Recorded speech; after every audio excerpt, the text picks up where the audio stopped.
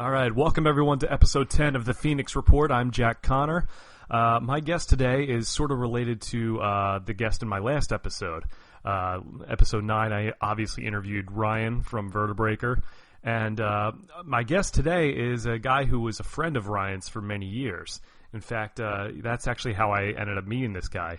He would come to see us because he and Ryan were really good friends. So even from the early days, he would come and see us in the crowd. And so, you know, practically from day one, he was there. So he had been a friend of Ryan's for years, but what I didn't know is that he himself was a singer. He would later go on to form the band Defy, and they are about to release their first single called Lovesick. Their single release party is this Saturday, September 5th, at the Boondocks Live in Melbourne. Please welcome to the Phoenix Report the lead singer of Defy, Stephen James. What's up, man? What's up, guys? Hey, how you doing, Jack? Doing good, man. Thanks for doing this real quick. I think it's going to be a good. I think the timing works out. You know, with the show coming up this Saturday, September 5th. Of course, we're going to be on there as well. So I'm really excited about that. Yeah, we got a bunch of good bands on that. We got Anu, you guys, Thought of Redemption, and good friends of mine, Inception from Orlando. Those are great guys. Is that their name, Anu? I've been calling them Acnu for months now. No, like Anu, but with like a different twist. I think of I think a new meaning. You know what I mean? A new, like you knew something. Oh, okay. I was like, Is the K silent? What's going on with that? It's like you know and you knew. Gotcha. Yeah. All right. Well, now we know. Yeah, now we know. Nice. Well, you know, the first thing I want to ask you, obviously, I mean, the connection that you and I had, or at least you and Vertebraker, the band had, was through Ryan. You guys had known each other for a long time. How long have you guys known each other? Since 2012. We played in a cover band together called Self-Inflicted. It was me, him, and another. It was an acoustic cover band. It was me, him, and another guitar player called Matt Swart. Very talented guy. He does a solo act now. So yeah, we started off doing that. We played little small bars for 5 hours a night, and our friendship kind of built from there. Oh, so, yeah. No, I know Matt. He obviously comes to the shows a lot. He's a good friend of Ryan's as well. So I definitely knew about Self-Inflicted, that Ryan was involved with that before our band kind of took off. Yeah. So I do have to ask you, because some of the listeners might not know, but you have an interesting nickname for Ryan, don't you? Yeah, man, it's Cheese. Cheese. Because that guy always has a smile on his face. I know it came from somewhere else, but it stuck with me for him because Ryan's always smiling, so he's always cheesing. So it just kind of works, you know. Even if he isn't the happiest in the world, he's always got a smile. So I'm like, geez, it just works for him. That's true. Ryan has two very distinct smiles, and they both look the same. But usually it's either because he's laughing about something or he's super nervous, and that's just his reaction to it. Yeah, yeah. He'll come out and be like, hey, I don't know what I should do here. That was a good impression. Thanks. He likes that. Yeah. So most of the time. But again, that's not a good problem to have if he's smiling quite a bit. Nothing wrong with that. Even in a bunch of hardcore rockers like ourselves, I don't think nothing's wrong with smiling a little bit. I don't think. No, I always try to keep a smile on, man. It sends people good vibes. Even if I'm in a bad mood, I don't need to project my bad mood onto them. So yeah. Exactly. Well, I mean, that was pretty cool because obviously I knew you as Ryan's buddy for the longest time, and it's like, oh yeah, that's Steven, he's a friend of Ryan's. Then later I find out, oh, he's a singer too. He's a musician as well. Were you always like involved with bands over the years, or how long has that been going on? The way I got back involved in music, it's kind of it's a long story, but to make a long story short, I'm not originally from Florida. I'm from North Carolina, a very small town. Music kind of goes in deep with me. I used to have a severe drug problem as a teenager, and it went on until I turned around 20, and I got clean, and I had to get away from the people, places, things I'd grown up around all my life. So after being about a year sober at 21, I decided it was time for me to move as far away from there as I could. And I came down here, with no real plan. And I kind of forgot I could even sing. I went through chorus all my life in school. And I've rediscovered myself through the ancient art of karaoke. Nice, nice. Yeah, and then I had people pushing me to, you should try this, you should do this. And what happened is I joined a few groups for like a few months that I was here in 2000 and like early 2012. I'd been here since fall of 2011. And early 2012, I started messing around, like hitting people up on Craigslist, everything like that. I went through a bunch of groups. I went through like a bunch of little projects, if you will. I ended up with the band that I'm in now because of the fact I'd put out a singer-looking ad on Craigslist. And Michael Williams, our guitar player, kind of one of my right-hand people in this band, he called me. And him and Sean and Alex had been together for years. Like right after high school, they had been playing, you know what I mean? And Sean and Mike are cousins. So they hit me up. I went in for an audition, and the rest is kind of history. It's been with a few ups and downs and everything, but the rest is kind of history. That's cool. That's cool. I mean, we had seen Alex. I don't know if he and Ryan were friends as well, but I know he would come around to like some of our early shows as well. So we had gotten to know him.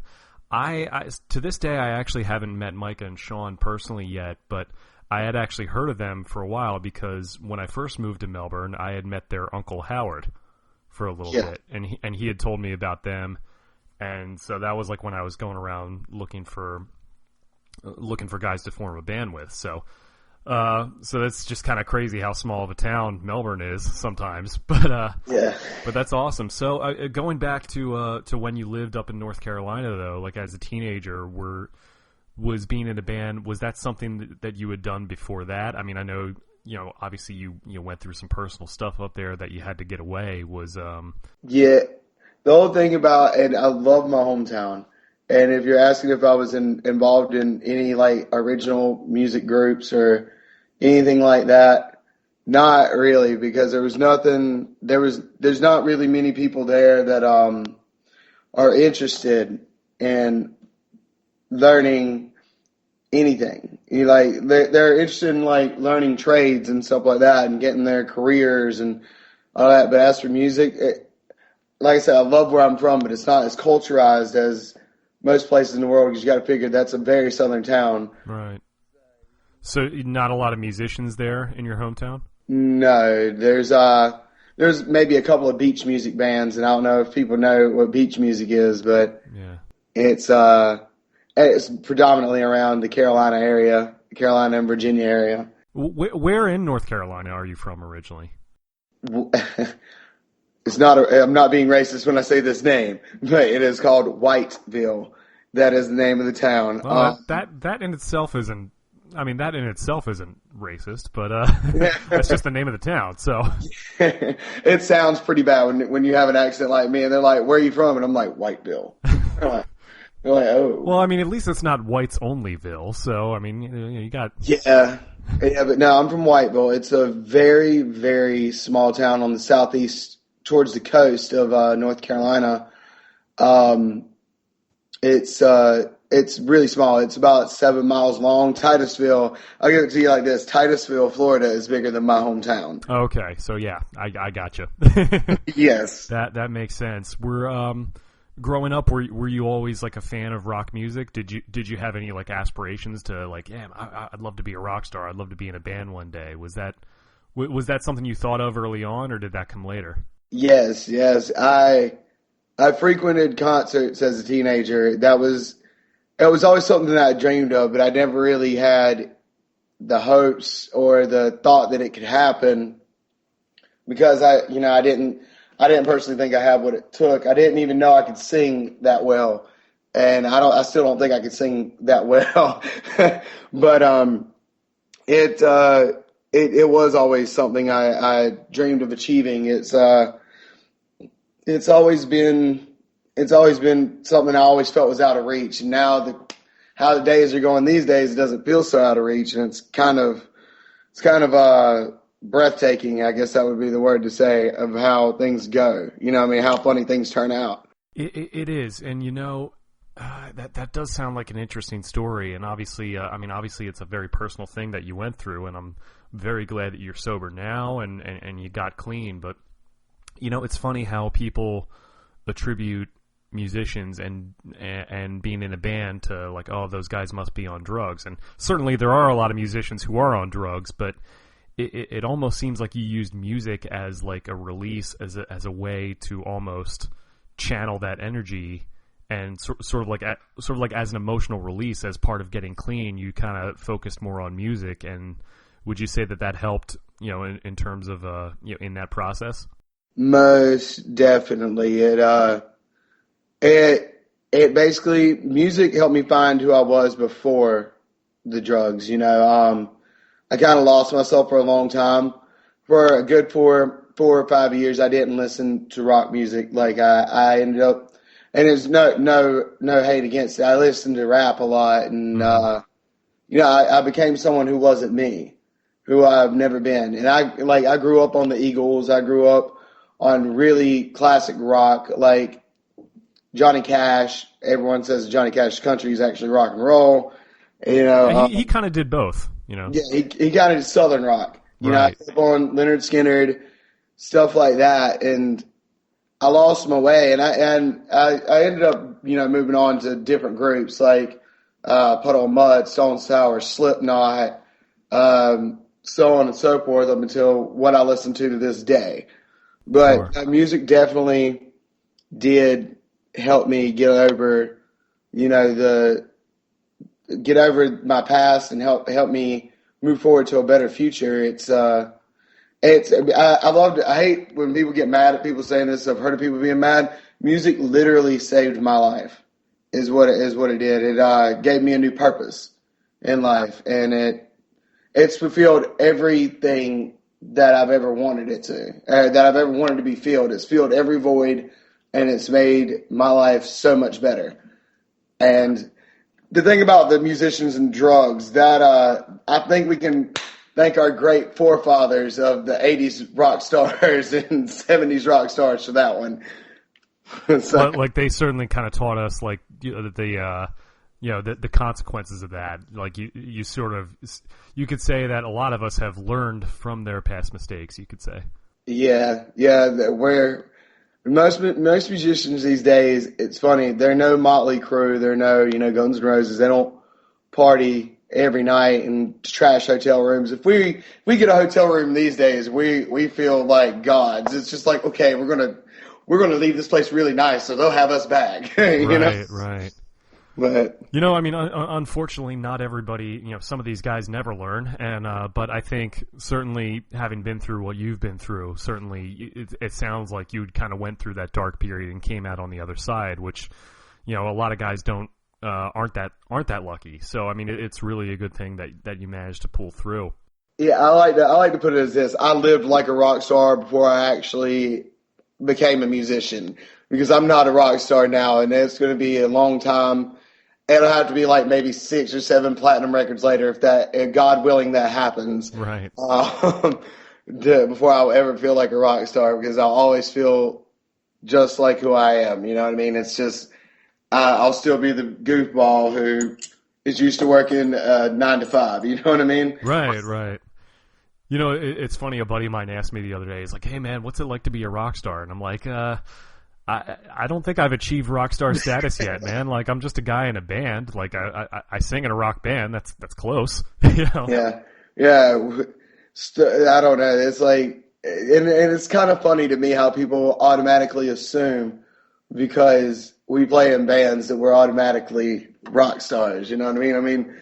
I mean, that's not too bad. It's kind of cool to hear that from people. It's like, yeah, I'll take it. You guys must think we're a big deal. So it is. It's nice to hear. You differently, and they can't really hold a normal conversation with you. And I'm all about, dude, I try to be friends with everyone that I would call themselves fans. I try to be their friend because I want, I know eventually it's going to be impossible, but I love the thought of being able to think that I could know each individual and, and know them personally, you know what I mean? Know what they like to do, I like to reach out to people.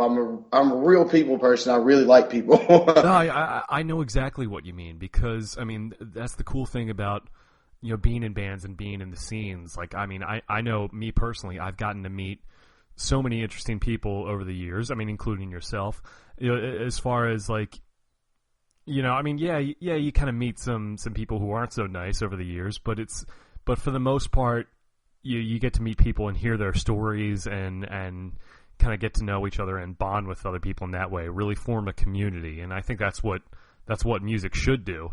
And, yeah. And that's one of the cool things about our little town is that it seems like we have a pretty good community of musicians. We definitely have a really good scene. And, it's funny.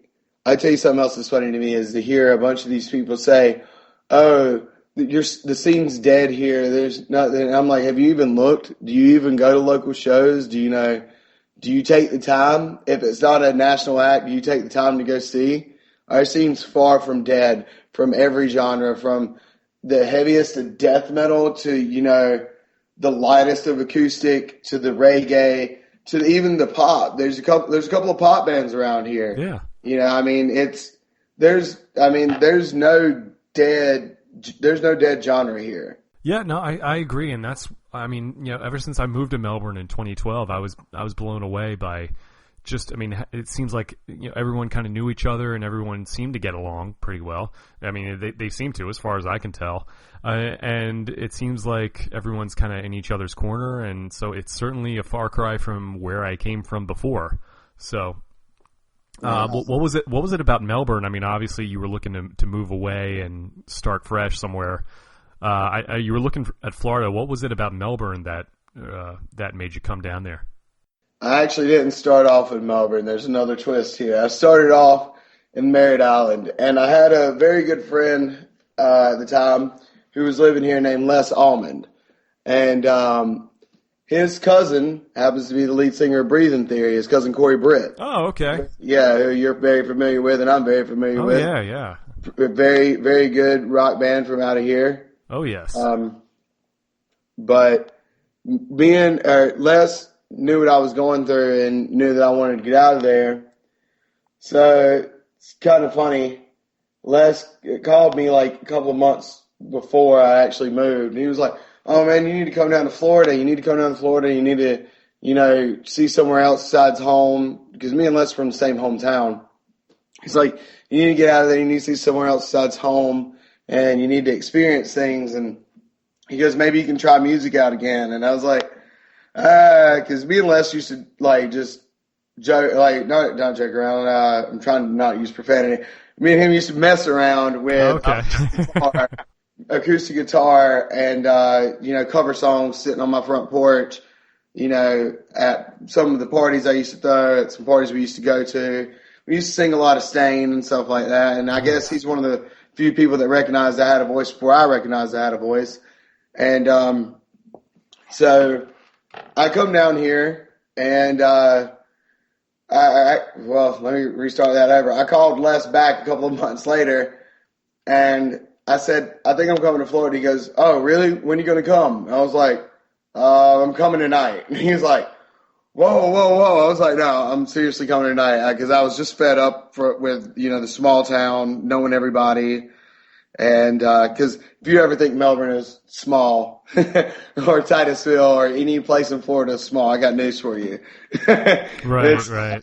And so I just called him. I loaded up my S10 I had at the time. It was a little single cab S10. I loaded it up with almost everything I owned that wasn't furniture and came down there. I think I shocked Corey Britt and some of the original members of Breathing Theory because I just kind of showed up at their door the next morning and they were like, Liz, who's this and why does he have this much stuff? You're like, what's up, man? I'm your new roommate. Yeah, exactly, basically. And, I got to give it to them. They accepted me and they let me crash there. And I from there I got my own job. I ended up coming to Melbourne through us parting ways at that apartment, and I lived in my drummer Alex's shed for about 8 months, and then so on and so forth. I've been in Melbourne for that amount of time now. Okay, so you did know Alex before Dare Defy all got together, right? No, actually, I met Alex through Dare Defy. Never. I was already never mind. in Dare Defy before we even had a name, and Gotcha. we were just that garage band that we wanted to do something. We just didn't know where. We knew where we wanted to go, but we didn't know how to really get there. Right. Yeah. Gotcha. Are you in those guys? Are you guys still living together now, or are you? Me and our bass player Samantha, we share a house. It's Samantha's house. Oh, okay. But I live here too, and Alex lives on 192. Micah and Sean live out in Palm Bay. No, we never all shared a house. I just lived with Alex because his dad was kind enough to let me stay with him, knowing the situation I was in. I didn't really have anywhere to go, but I did, have income. So I just didn't have anywhere. It's hard to get in apartments these days. It's like Right. they want first month's last month, the deposit, and then another deposit. And, yeah, your arm, your leg, your ear. Right. And, Everything. so, yeah, that's basically how I ended up in Melbourne. But I've always been with Dare Defy. I've left a few times, and, I went and did Self-Inflicted with Ryan and Matt just because I had to get experience. We weren't where I wanted to be at the time. And it wasn't anything personal at all. It was just like I had to move. You know what I mean? I had to try it. I had to play a stage. I'd never played a stage at that point in my life, so I had to do it. Yeah. And did Self-Inflicted did you guys all like play out together, or was it? Yeah, we played almost 5 nights a week minimum. Like nice. we were mostly a cover band. We had 2 originals. But we were mostly a cover band, and we played 321 local when that place was around, man. That was cool. Yeah. Very cool. Now, what kind of stuff would you guys cover typically? Self-Inflicted, we covered, it's funny, we covered everything from Cash up to Slipknot, actually, on acoustic. Wow. Yeah, I had 2 very talented people I was working with at that time. Nice. Of course, Ryan's talent, or Cheese's talent. Of course. In fact, I'm just curious because I might want to hit him up to cover some of these songs ourselves. That might be fun to see what he knows. Yeah, he knows a good bit. I don't know if he'll exactly remember them right off gate, but you give him like an hour with the tabs, he'll be like, "Yeah, I remember it, man. I got it." Yeah. It's like, yeah, it's no problem. No problem, man. Yeah, I got it. I feel like we're having dueling Ryans right now. This is weird. Yeah, man. You want to pass me that brewski? I can't stop now. But, that was pretty good. He's going to kill me for doing this. He'll kill me too. It's okay. We love you, Ryan. Yes.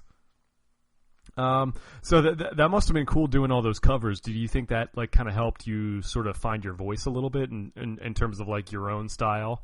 I'll tell you what it did. It helped me strengthen my voice because singing, there's a difference from singing 1 set compared to 4 sets that last about 4 hours to 5 hours. Oh yeah. And as a cover band, your minimum is normally 4 hours, That's a lot of singing. A lot of singing, a lot of, I use vocal warm-ups and, it showed me that I needed to use those more. And, yeah. It actually really strengthened my voice. It tested my voice. It helped me achieve higher notes. I mean, I'm always going to try to strain for more. I'm actually pretty jealous of you and some of them high 80s notes that you can hit. Like in the name of in the beginning of that song. Oh my God. Well, thank you. Yeah, I mean, I it's funny, which I have to thank you for that one night that I couldn't make it because I had hurt my back. I remember you stepped up with the rest of the guys and kind of sang that song, which is really awesome. And we even got to do that together one night. That was a blast. Yeah, it was fun, but I'll tell you what, I was so nervous about messing up your song because I had 6 hours on it. Cheese messaged me that morning. He goes, "So I got a question," and I'm like, "What's up, buddy?" I figured he was going to ask me if I wanted to go get lunch or something, and I'm like, "What's up?" Jack can't make it. Can you help us out? Yeah, yeah. He said that he was like, "Do you think you can learn a song? No pressure, but I'd really like you to help us, so we'd Yeah. have some kind of a singer." Right, I'm right. like, I was like, I can't learn all the songs. I was like, I can learn one and try and do it my best. So I took a cheat sheet that night. Hey, do whatever you got to do. I mean, I wasn't there, but from what I heard, everything went well. And it's crazy. People still ask me about that night, like, "Hey, man, is your back still fine?" I'm like, "Yeah, it was just a muscle spasm I had at the time. I wasn't injured or anything. I'm perfectly healthy." So it's We just told them all to send you well wishes that night because I mean that's a hard thing. I know it's hard for any musician to be like, I can't make it. And when you're just like physically incapable of not making it, it like breaks your heart. You know? It was that was a tough time, but I definitely have to give a lot of credit to my wife. She kind of helped me get better quickly, and she's awesome. But yeah, there was no way I was going to be able to drive from Orlando to Melbourne for that show. But it was what it was. But yeah, so when I guess so. You said you had known the guys, or at least you had known Alex for a while. Like, when did Defy officially start? The name Defy. All right. Defy originally was. Here's how it goes. It was you had Micah and Sean, who grew up playing guitar together.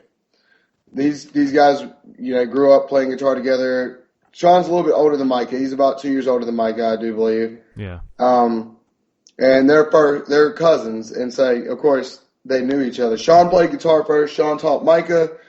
Then they write together, and they found Alex through high school.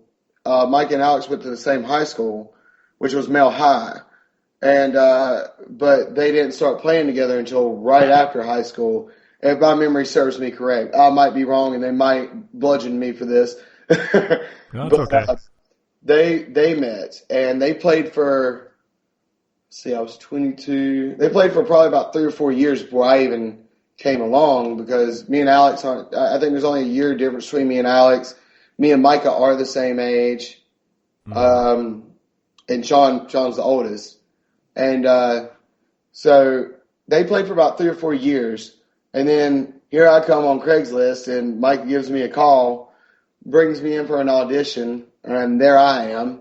And then the funny thing about when Samantha came in the picture is Samantha met me through karaoke one night at Applebee's in in Melbourne. Well, that's right. I don't want to interrupt you, but I forgot to ask you about that, because I know that you still do karaoke nights at Applebee's. Are you the host of that? Some nights I host, and sometimes I go to karaoke just for fun and for extra practice. And Nice. I love to sing every chance I can get. There's no question about it. I annoy the hell out of Samantha because I sing all the time.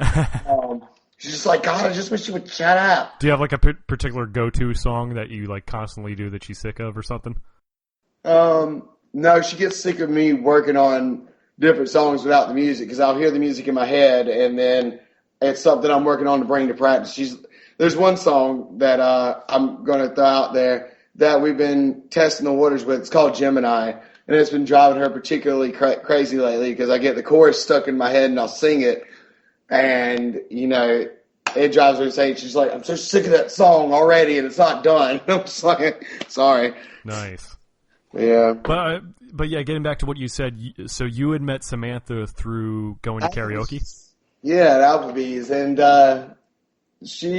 what happened is she knew a mutual friend of ours, and that friend called me over there, said, see if we come here. And so I came up after singing, and Samantha looks at me, she goes, yo, do you want to join a band? And I was like, I already have a band. And she was like, do you need a bass player? I was like, actually, yes, we do.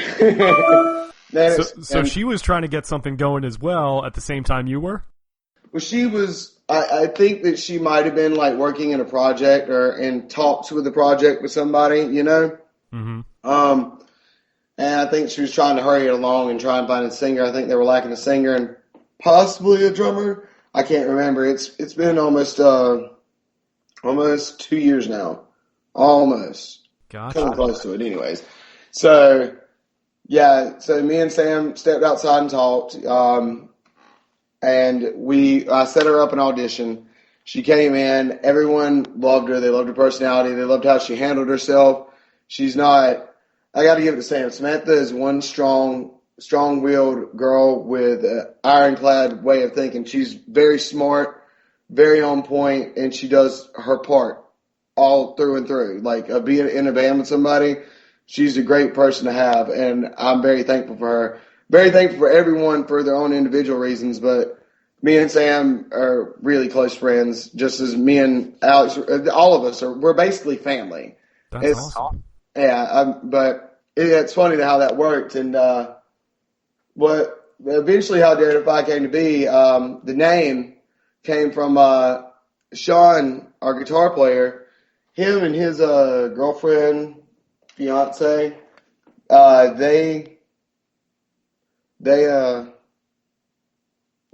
sorry, I got distracted for a second. They came up with the name Dare Defy. And so we were using that. Micah wanted a different name. Alex wanted a certain name, but me and Sean really liked Dare Defy. It came from him and something his girlfriend April came up with, and it just kind of stuck, and it kind of like resembles the meaning of our music, and it's basically what we stand for. You know what I mean? And yeah.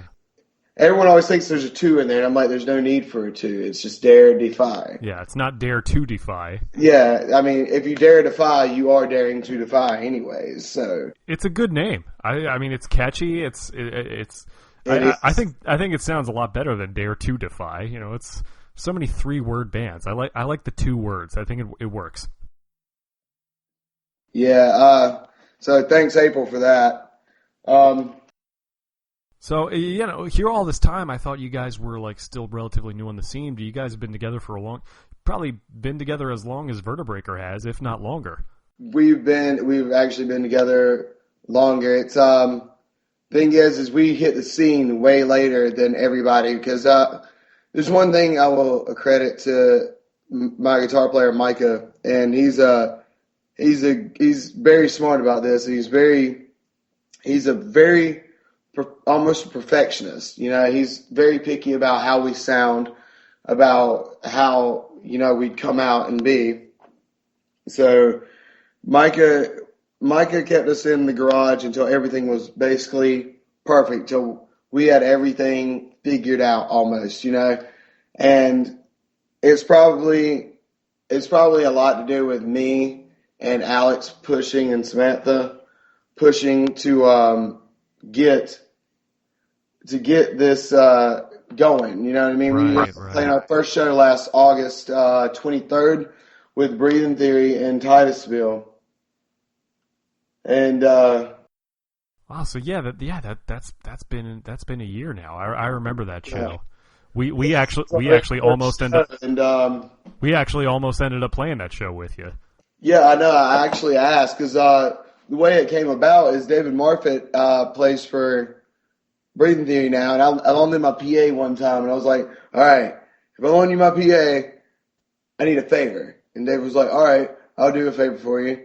And so I looked at Marfett one day. We were working at the same job at the time, and I looked down and was like, I know what my favor is. He was like, what? I said, I want you to help me set up a show with your band, my band, and let's get some other awesome local bands on there. He goes, all right, that's easy. And he made it happen. And so yeah, it turned out to be a really good thing for us, because once we got out there, and after the initial push to get out there was done, it just kind of all fell in place. Mike was like, okay, yeah, we're ready for the stage. That was fun. And I was like, yeah, I told you it was fun, That's cool. So, Yeah, I mean, I remember hearing like about that show and that you guys just completely packed that place and that it was insane. So, I mean, so that's a great way to start. yeah, it was it was a very fun thing. Definitely. And so that, I mean, you guys have been going pretty strong for about a year, but I know that there was a brief time in which there was sort of a split within the band, but thankfully you guys are back together. I mean, what kind of happened with all that? Do what now? Well, I remember there was a time, and this was a few months ago, which I know you guys have since worked it out, but I know that there was a time where it's like there was a little bit of a split in your band where it's like some guys decided to drop off or No. Let me just put it like this. I don't really want to dwell on it because it's done. It's in the past, and okay. but what happened is me and Micah. It was no one else really in the band at all. Me and Micah had a dispute, and there was a lot. It had nothing really to do with the band. It was more personal stuff that should never have gotten in the way, and a lot of it was on my behalf, and I'm man enough to sit here and take the blame for that. And yeah, the majority of it was on my behalf, and it's done. It's over. We're going stronger than we ever had before. As soon as we reformed, as soon as we got back to doing what we do best, we just kind of we're just going to take off running. I mean, if not running, we're going to jog, because if running's too fast, we'll jog at least. I like that. Well, that's cool. And I wasn't trying to like bring up a bunch of unpleasant memories, but yes, I know what happened, and I was curious. I figured that would come up because it was kind of public for a little while, and it's nothing that really needs to be dwelled on. No, and these things happen in bands. I mean, I'll put it like this. A band is a family. Exactly. And I don't know any family except for that there was no TB family that didn't fight. There's always going to be some kind of argument in a family. There's always going to be someone mad at another one. It doesn't mean that you love them any less at all. Of course.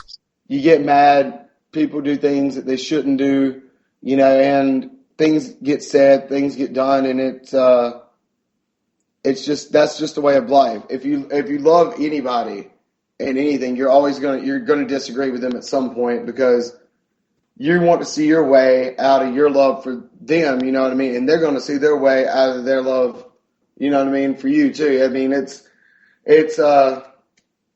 really hard to explain. It's just like I said, it's like a family argument. Family arguments happen. No, I understand perfectly. It's family. We are family. Absolutely. I understand perfectly where you're coming from, because, I mean, like, even the closest of friends, even brothers want to knock the hell out of each other every once in a while, but exactly. But the fact that you guys were able to work it out and overcome it and get back to what you're doing is that definitely says a lot about your relationship. So yes. That's a great thing. I'm very glad that we all that everything was buried and done, because it's there's no other musicians that I would rather work with than the ones that are in Defy. I mean, that day might come where someone's gone by, happenstance. Things happen, you can't help it. But and then we would have to go on, but it's really hard to fathom doing this with anyone else, any other group. It'd be hard to replace any one of us, because it wouldn't be the same without Mike or Sean. Definitely wouldn't be the same without Alex. It wouldn't be the same without Samantha. And they'd probably say, yeah, it'd be the same without Steven. I'm sure they would say that. So that's awesome, man. It sounds like you guys have a really good, really rock solid, friendship, and that shows within, and that makes the band stronger. That makes the product stronger, I think. And speaking of that, let's talk about the single "Lovesick." Did you guys go into the studio recently to record that, or did you do like a full EP, or what was the deal? We're working on the EP. But what we all agreed on is like we've been playing for a year now, live, out in public, which we've only played. This will be our 10th show, believe it or not. Mm-hmm. But we all looked at each other and we were like, we got to give them something. And it's been a year. We don't have any music on our Facebook. We have live videos. That's great. But, that only goes so far. And we're working on the EP as hard as we can. As you know as well as I know, money is a big factor in finishing your album. Yeah. And unless you got a bunch of people backing you, it's really hard to make money and pay your bills and pay for your album, Oh, yeah. But it's the Lovesick, we decided to do that one first. It's more of our it's probably the most mainstream song that we have. Mm-hmm. And it I don't know, it means something personal to me. It's a very personal song, but the EP will be done. We haven't quite agreed on the actual album name. We've thrown a bunch of cool ones out there. Everyone in the band saw some cool ones out there, and it's really hard to decide what you're gonna label your first EP because you just want to self-title it. Right. But that Lovesick is the first single off of it. Lovesick will be on there. We just decided that it's only fair to be able to give to the people that want it. Want something from us to hear, to have at least one something until we can finish this within the next few months to come, because the way we're planning it, it doesn't look like it'll be that long. It'll be probably a 5 to 6 song EP. But yeah, what are your questions about Lovesick though? No, I was, because I haven't. I'll be honest, I haven't even heard the song yet. When I was doing some research to interview you, I was looking around and I was like, okay, well, these guys don't really have too many recordings posted. I did see a few of the YouTube videos that you spoke of, which was great, and I was actually surprised because I knew you guys were a very heavy band. I knew I had heard that you were a screamer, but I was surprised at your singing voice and how good that sounded. I mean, it definitely had sort of like a Corey Taylor-ish vibe to it. Well, I take that as a high compliment because Corey Taylor's one of my bigger idols, definitely, for all he's accomplished, and his voice is just so, it goes from one extreme to the next, and it's like, it's almost, I want to say perfect, because he did win a couple of vocal awards. I mean, I'm a fanboy, you know what I mean? Yeah. It's definitely that sort of like upper baritone range. It definitely has that same like kind of gruff quality to it, even when you're singing clean. But you're able to kind of switch back and forth between that, which is which is definitely impressive to do. So and it's a very marketable sound right now, in rock music today. So, yeah. But as far as songs like Lovesick, do you mainly write the lyrics in Dare Defy stuff?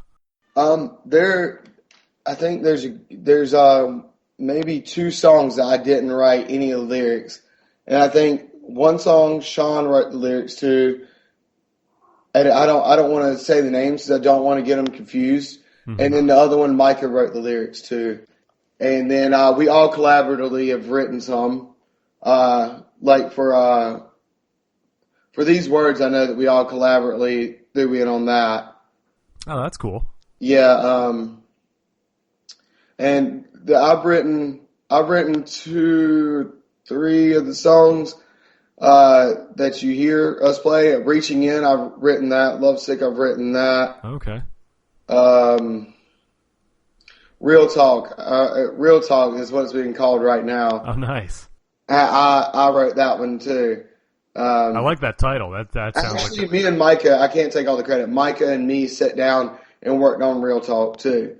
I love that. I love that name for a song, Real Talk. It's like, oh, it's about to get serious. The whole thing about it, it's they might get mad at me for saying this, but it's kind of the way it was written. It's actually a call out to the that song, Real Talk, is a call out to the fat cats and the corporate offices, and from your common man, from the people who make less than middle class wages, right? And are trying to live while they kind of live in their multi-million-dollar houses and kind of destroy us, No, yeah, no, I can feel you on that. Is you know, as far as a lot of the stuff you write, I mean, as a lyricist, do you find that a lot of your songs have like sort of a common theme to them, or do you write just sort of about like whatever's on your mind at the moment?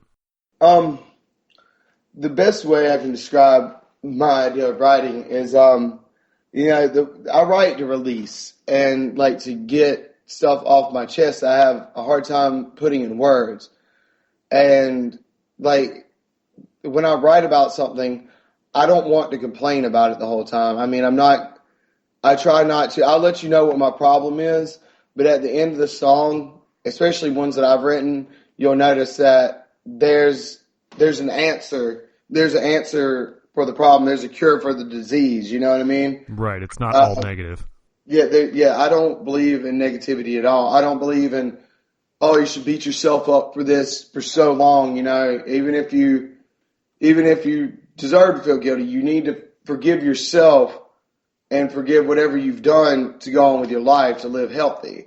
But I'd say that progression and finding a better way is probably what drives me the most. That's the most normal pattern you'll see, is that I'll present you with something that I feel, and if you feel the same way too, that lets me know a good thing that I'm not alone, and that lets you know that you're not alone. But I'm gonna tell you the thing is, I'm gonna tell you that there's a way to get over it. Like everyone, when they hear lovesick, they're like, oh, it's probably about some chick and he's upset. No, if you actually read the lyrics, not really. But the thing is a lot of, I hate to say it, but a lot of anger drives me. Being angry isn't a bad thing. It's how you express your anger what determines whether anger is good or bad. Yeah. So, and I know there's a lot of angry people in the world, and I know that a lot of the angry people listen to metal to relieve their anger. It's aggressive music. I mean, it is, and so I reach out to them because I'm not always happy. Sometimes I have to keep a good face on, because I don't want everyone to know I'm not happy. Right. But anger, I've had a lot of tragedies happen recently in my life that I've been writing about. I've had, there's different things that fuel it. So if you really want to get down to it, no, the basis of the songwriting is not really the same. There's always different problems. There's always something new. But the thing I can guarantee you that you'll get out of my music is there's always a tomorrow. There's always a brighter day. There's not anything that's going to always overtake you unless you let it. If you let it, then that's on you. But I love that, man, because I mean I know I kind of approach things a similar way. Like I'll write stuff, or like if something's bothering me, I'll write about that. Or if I'm angry about something, I'll put something down. But I definitely always like to have like sort of a glimmer of hope in there. And it sounds like you kind of come at it the same way, which I think is really awesome. Yeah, there's always a silver lining. There's always a silver lining to every storm. There's no storm that's going to last forever. That's right, man. That's awesome. You kind of touched on it earlier. Is what is Lovesick? What is that about? Lovesick is basically the general. I get asked this a lot, and it seems to come out as a different answer every time. But the general basis of it is as a musician, I tend to wear my heart on my sleeve. Like people can tell when I'm, you can read me kind of well sometimes. Yeah. Or what I'll let you read, you can read. But Lovesick is about a bunch of people I've encountered in my life that will use the word, that will look at you and say, "Oh, I love you," and like especially in intimacy. It can be anyone though. It can be your family. It can be anything, any way that you want to partake it. Because I didn't just label it to a relationship. It's not like, oh girl, Lovesick is about the people who absolutely make you, when you hear the words "I love you" from somebody, it absolutely makes you sick to your stomach because so many people have ruined that word for you. Right, like it's not as genuine as it should be. It's not genuine anymore. And that's like, I can say the chorus for you right now. So please believe me, I just can't see through this. With all the lies you've told, it's you I won't miss. So save your tragedies and all your bullshit. It's safe to say that you'd make love sick. And that's like, just the terminology of it is, that's why when people hear love sick, they're like, oh, he's upset. No, I'm not upset. I'm just fed up. You know, I'm fed up with people abusing that word. That word gets thrown around like baseballs at a Yankees game. You know what I mean? It's just, it's ridiculous how people don't take it seriously anymore and don't genuinely come to terms with actually meaning it, and they don't have any way to express that they actually mean it. Oh yeah, and it makes it frustrating for the rest of us who say that and do mean it. Yeah, because then someone else might think like, oh, well, this guy's just saying this just to make me feel and then happy. And then on a different aspect of it, like I said, it could be for your family. Like, your family can constantly stab you in the back, and constantly, because blood don't make family. I've learned. I hate to say it, but it's the truth. Blood doesn't make family. Loyalty and devotion makes family. Loyalty and devotion also make love. So and I mean, it could also be, you know, it doesn't have to be like a romantic thing, like you said. It could be a family relationship. It could be I tell my friends, everyone looks at me weird when they first meet me, because before, my guy friends, girls that are just friends, I tell them I love you before they leave. Because what I've learned is, especially at 25, I'm 25 right now, and what I've learned is that you never know when the next time you're going to see somebody is, because our tomorrows aren't guaranteed. So I want that person to know before they leave that I love them. You know what I mean? It doesn't have to be an intimate love, but I genuinely love you. I love who you are. I love that you're here. And, you know, I tell that to everybody that is truly a friend of mine. That I tell that to my fans too. I don't really like calling them fans. I like to call them friends because I like to know these people. But I tell them I love them too, because I do. I wouldn't dare defy. Nothing that we do would not be anything without them. You know. Absolutely. We wouldn't have a reason to do it if we didn't have them. Besides for ourselves, and then that's just kind of selfish, you know. Right. So, yeah, love is a very big thing with me. Like, I love a lot of people, and, you know, even my enemies, you know, I love them too. I love the fact that some of them don't like me. That's great. I still don't wish any bad things on you. I actually wish you success. Yeah. I hope you show me, you know. Well, there you go, man. That sounds good. Where was the song recorded? The Zone Productions with Jamie Stofa, a guy that I'm pretty sure you're familiar with. Yeah. I mean, I think I've met him a few times. I know that Vertebraker is actually recording at the Zone right now with Mark Brazel, but yeah, Jamie works there with Mark. But I know that because I saw you guys as drummer there. And we were like, hey, you. And I was like, you, what's up? Yeah. I know Jarrett was already there and recorded a bunch of drum tracks. And so, you know, we'll be going in there later. I think they're working on the guitars at home, and then I'm going to go in and do vocals and all that stuff. So, but yeah, no, I knew I recognized the name Jamie Stofa. I don't remember if I met the guy in person. I may have, but yeah. So I mean, the Zone's a good place.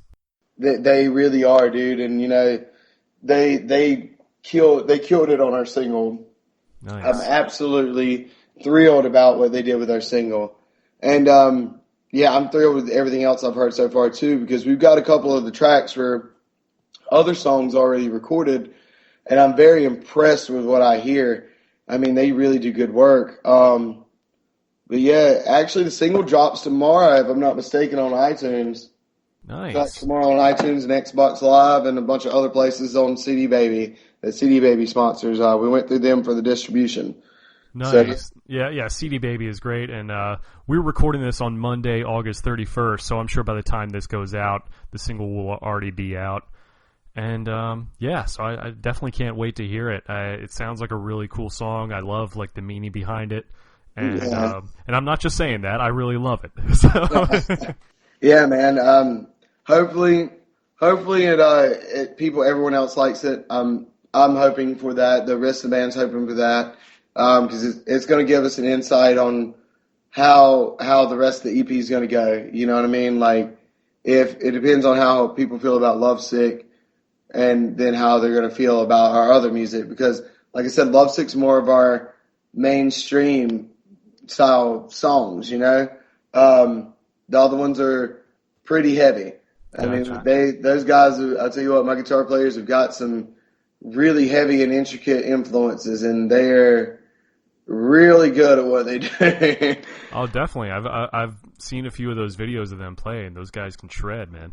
If someone came up to you and be like, "Hey, well, how would you describe Defy's sound?" If someone came up and asked you that, like, who would? I mean, obviously you guys are your own thing, but like, who would you compare your band to? Oh man, that's tough. I get asked this all the time too. I mean, it's so tough. I mean, because that's really hard. I know what you mean because I'd have to name off a slew of bands because we get our inspiration from so many. Like, we get our inspiration from Lamb of God, Bullet for My Valentine, Of Mice and Men, All That Remains, Slipknot, and Stone Sour for definite. We used to cover a Stone Sour song. Yeah. That's a good list right there. Yeah, but the list goes on, and that's what's crazy. Oh, I know what you mean. I mean, I've definitely writing styles from. I don't know if you've ever heard of Memphis Mayfire. I really like the way that guy writes. He's a Christian metal musician. I'm not familiar. Yeah, they're very good. Which I'm Christian too. If the world didn't know, by the way, just because I play metal doesn't mean I worship Satan. Or right on, man. I'm not one of those Bible thumpers, shove it down your throat Christians. I'm a to each your own Christian. You believe what you want to believe. I'm the same way, man. So you and me both. So I know what you mean, but that's cool. I'll have to check out Memphis Mayfire. But yeah, no, I mean, I definitely hear the Stone Sour vibe. You know, just I mean, with you sounding like Corey, and not that you're copying off of him, but I hear the similarities, is what I mean to say. Well, the day that Corey Taylor looks at me and says, "You sound like me," I'll be like, "Thank you." I'll be like, I will take that as a compliment and not care. I'll take it as a compliment because that guy has accomplished so much. You know what I mean? He's accomplished things that only I can dream of. He's a smart guy too. Oh, he's very intelligent. It's ridiculous. But yeah, I definitely want to read his book, You're Making Me Hate You. That sounds hilarious. Oh yeah, actually I read part of his book, The 7 Deadly Sins. It's pretty interesting. It's pretty good. It gives a good background of where he came from. No I haven't read it all yet. I never really had the time to sit down. You've got me sitting down for the most I've sat down in a long time right now. I'm glad. I feel honored. Thanks for taking the time. I know you're a energetic guy, so I'm glad I could get you in this long. Oh yeah, dude. If you see me at shows, I'm like bouncing. Follow the bouncing Steven. I love it. I love it, man. I mean, it's always great when you came to see us in the early days. I was like, oh man, this guy's rocking out. This guy really digs our stuff. I wish everybody in the crowd would have this guy's energy. Yeah, dude. The whole thing is man, let me tell you, I can honestly tell the songs that Cheese is more influential on because I've heard Cheese play some of those riffs for a couple of years now. And then when he joined up with y'all, he's like, I made my riff songs. And I'm like, you did? And he's like, yeah. And so I heard him. I was one of the few people to hear him before anyone else. Oh yeah, well, so that's cool. I was very pleased to see. I'm very happy to see my friends succeed. Definitely. Everyone acts like this industry is like a real competition, and it's not. And it shouldn't never be a competition. It should be more of let's help each other because we're all on the same path. We really are, man. I mean, we're all struggling, just trying to. I mean, rock music in general is struggling to kind of stay relevant in today's world. So yeah, well, some of the bigger shows that we've been on because we played with Nonpoint and Giant Pool this year and Straight Line Stitch, and some of those shows that we've been on, they're like, oh, we need another band, and I will name drop in a heartbeat. And I will start name dropping so and so, so and so, so and so, so and so, and they're just like, well, we're gonna find who we want. I'm just like, okay, I tried. you know. Yeah, man, we were excited when we found out you guys were opening for Drowning Pool and Stanley. At first, we were like, "Wait a minute, how the hell did these guys get them? They've only been together for a little bit, you know." Because again, we thought you were new, but yeah, that was awesome that you got to open for them and all the other stuff you guys have done. I think did you guys open up for Adrenaline Mob? Huh? Did you guys open for Adrenaline Mob? Yeah, Adrenaline. All right, here's how it went. There was a tour with Drowning Pool, Adrenaline Mob, and Full Devil Jacket. Oh, that's right. Yeah, they were all on the same show. That was all on the same show. And I got a call from a promoter who I've worked with for, the Non-Point and that show. And he was like, he called me as soon as he got it. He was like, because I think we did well by him for the Non-Point, so he was kind of happy to have us back. Yeah, and we said yes. We hopped right on it. I didn't even give the guys a chance to vote. I was just like, we're playing with Drowning Pool. And everyone was like, well, we would have voted yes, but okay. I was like, okay, thank you. Yeah, I mean, it's like, come on, why would that even be up for debate? It's like, dude, yeah, we're really opening for Drowning Pool. It wouldn't have been. They were all like, there's no question. I'm like, okay. And I was like, I felt bad for just saying yes, but. That was awesome. Yeah. And the crazy thing about that, I believe it was one of the last shows that Adrenaline Mob did before their drummer AJ Pirro passed away. He died exactly a week later, and I got to shake the hand of a legend, dude, because he played with Twisted Sister. Yeah. So I actually got to sit down, talk. I think he had a beer and I had a water, because I don't drink normally. But I actually got to sit down and talk to him, man. That was pretty cool. It's incredible. I mean, yeah, it's everything. It's a tragedy that he's gone, but I didn't know who he was at first. And I said, yeah, I've never heard of Adrenaline Mob until my drummer said that Mike Portnoy started the band. And he's like, yeah, you probably know my other band. I was like, yeah, maybe you've heard of them. Yeah, I was like, what's your other band? He goes, Twisted Sister. I was like, my eyes just like, he saw like the look in my eyes like, what? Dude, he was like, yeah, I'm the guy from Twisted Sister. It's like, dude, you played We're Not Gonna Take It. Like, what? Yeah, we're not gonna take it. And that's such a signature beat right in there. Dun, dun, dun, dun, dun, dun, dun, Yeah. But, yeah, I mean, it's definitely sad that I think that must have been, if not his last show, then one of his last shows. Definitely one of his last. I think they might have played two more that week. They were really nice guys, though. Drowning Pool were really nice guys. Non-Point was really cool. We actually hung out with both Drowning Pool and Non-Point after we played with them, dude. They were really supportive, really helping guys. Like they did a little promo video with us because, with a bigger band, if a bigger band's supporting you. Very cool to have veterans like that helping you out, man, because those guys have been. They acknowledge you, you know what I mean? Yeah, it's huge. But yeah, man, this has been awesome, man. Thank you so much for sitting down and shooting the breeze with me for a little bit. I do have one final question, though. Gun to head, favorite singer? Oh, Corey Taylor. Okay, I had a feeling it might be Corey, but I just wanted to ask. Yeah, the first person that comes to my mind is Corey Taylor because I like his the way he writes. So. Good stuff, man. Yeah. All right, well, bro, I'm really excited for this Saturday, September 5th. I am too. I'm ready to actually share a stage with you guys. This is the first time I've ever shared a stage. I know, man. It's gonna be a blast. So yeah, man. All right, I'll see you there, man. I'll probably see you a little bit before then too. Yeah, well, maybe. I mean, if I get into town a little bit earlier, so we'll have to see how that goes. But yeah, no, I will definitely see you there for sure, and it's going to be a great time. All right, guys, don't forget to download the Dare Defy Love Sick single off of iTunes, Xbox Live. It'll probably be playing on Spotify. I'm not quite sure. It'll be at Rhapsody, a whole bunch of places. CD Baby, our Facebook at We Are Dare Defy. So there you go. Yeah. Where I forgot to ask where can they find the band? You can find us on Facebook, Facebook / Dare Defy. We Are Dare Defy. Instagram at We Are Dare Defy. Twitter at We Are Dare Defy. There you go, man. Steve and James from Dare Defy, man. Thanks for coming on. Thanks for coming on the show. This has been awesome. Kind of chatting frontman to frontman. I like that.